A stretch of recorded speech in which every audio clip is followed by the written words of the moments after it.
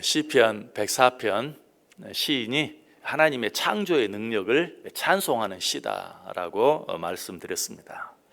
자, 하나님의 능력을 찬송하는데 어떻게 찬송한다? 하나님께서 천지를 창조하신 순서대로 하나님의 능력을 찬송하고 있어요. 자, 하나님께서 맨 처음 무엇을 창조하셨죠? 빛을 창조하셨죠.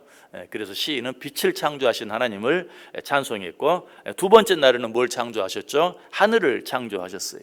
그래서 시인은 그 하나님을 생각하며 하늘을 휘장같이 치시는 하나님, 하늘을 펼치신 하나님을 찬송하고 있어요. 자, 그런데 하나님께서 하늘을 창조하셨다, 하늘을 휘장같이 펼치셨다 라는 말씀의 의미가 무엇이라고 있습니까? 하나님은 하늘에 계셔서 모든 것을 보시고 모든 것을 아시고 모든 것을 들으신다. 이 하나님께서 우리의 모든 것들을 보시고 우리의 모든 기도를 들으시고 우리와 함께 해주신다, 우리를 인도해 주신다, 우리를 보호해 주신다 하는 것 생각해 보았어요. 자, 그런데 하나님께서 하늘을 창조하셨다, 하늘을 휘장같이 치셨다, 하늘을 펼치셨다 라는 말씀 속에는 그런 의미만 있는가? 하나님이 하늘을 창조하셨다는 그 말씀 속에는 하나님이 하늘을 마음대로 다스리신다 라는 그런 의미도 당연히 들어있죠. 그럼 하나님이 하늘을 다스린다는 의미는 또 어떤 의미일까요? 하늘에서 내리는 비, 눈, 우박, 서리까지도 마음대로 조절하신다라는 것을 우리에게 말씀해 주고 있어요.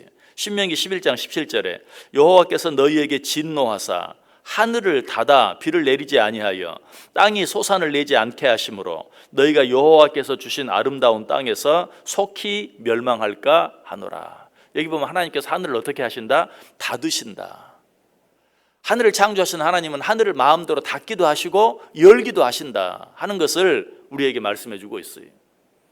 하늘을 닫는다는 것을 아까 신명기에 있는 말씀에서는 뭐라고 표현해요? 비가 내리지 않게.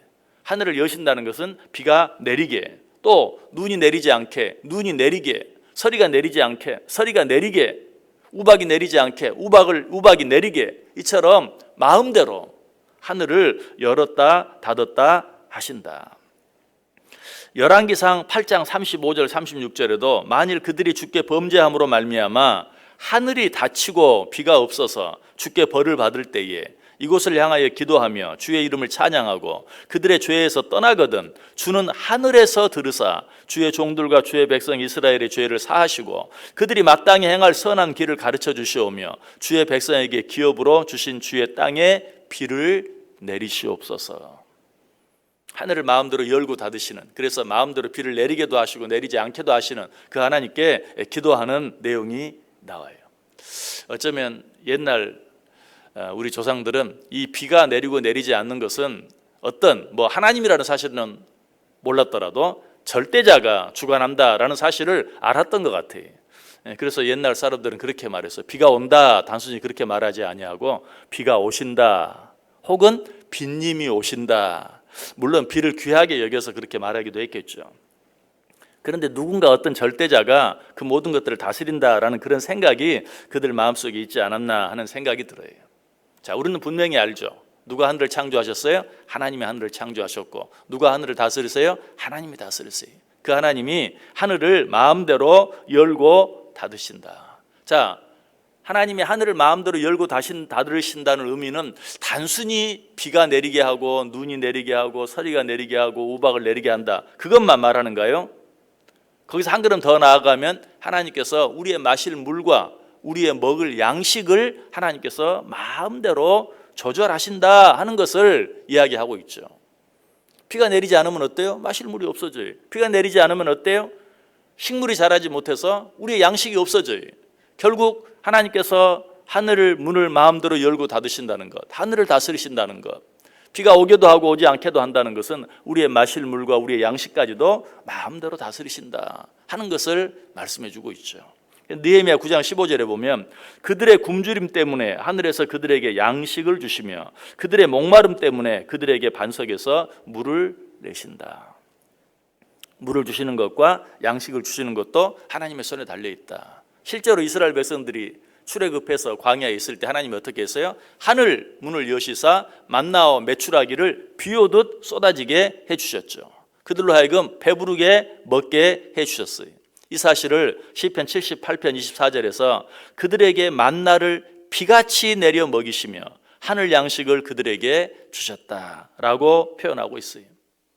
또 이스라엘 백성들이 광야를 지나갈 때 마실 물이 없어서 기껏 물을 찾았는데 쓴 물이었어요. 마라, 그곳에서는 어떻게 했습니까? 한 나뭇가지를 모세에게 지정하여 가르쳐 주시고 그 나뭇가지를 그곳에 던져서 쓴 물이 단물이 되게 하사 마시게 하시는, 그뿐만이 아니죠. 또 이스라엘 백성들이 느비딤에 갔을 때도 마실 물이 없어서 목말라 죽게 되었어요. 그때 하나님께서 어떻게 하셨습니까? 반석을 쳐서 거기 사이에서 물이 솟아나게 하심으로 물을 마시게 하시는, 이처럼 하늘을 창조하시고 그 하늘을 마음대로 다스리신 하나님은 어떤 하나님? 우리의 마실 물과 우리의 먹을 양식까지도 마음대로 조절하시고 우리에게 허락하시는 분이시다. 뿐만 아니라 하늘을 창조하셨다라는 사실은 그야말로 하나님은 무한하시고 완전하시고 거룩하시다라는 것을 우리에게 가르쳐줘요. 그래서 모든 것을 정확하게 판단하시고 또 우리의 행한 대로 정확하게 심판하신 하나님 이신 것을 우리에게 가르쳐 주고 있습니다. 결론적으로 하늘을 창조하신 하나님은 무한하신 하나님이, 전능하신 하나님이, 못하실 것이 하나도 없는 하나님이. 결국 이 말은 무슨 말입니까? 하나님이 우리에게 어떤 일이 있든지 돕지 못할 일은 하나도 없다. 여러분 한번 생각해 보세요. 여러분에게 모든 것을 할 수 있는 능력이 있다면 여러분은 여러분의 자녀들에게 어떻게 해주시겠어요? 어떻게 해주시겠어요? 마음대로 도와주시고 필요한 모든 것들로 부족함 없이 채워주지 않겠어요? 하늘을 창조하신 하나님께서 우리를 그렇게 도와주신다.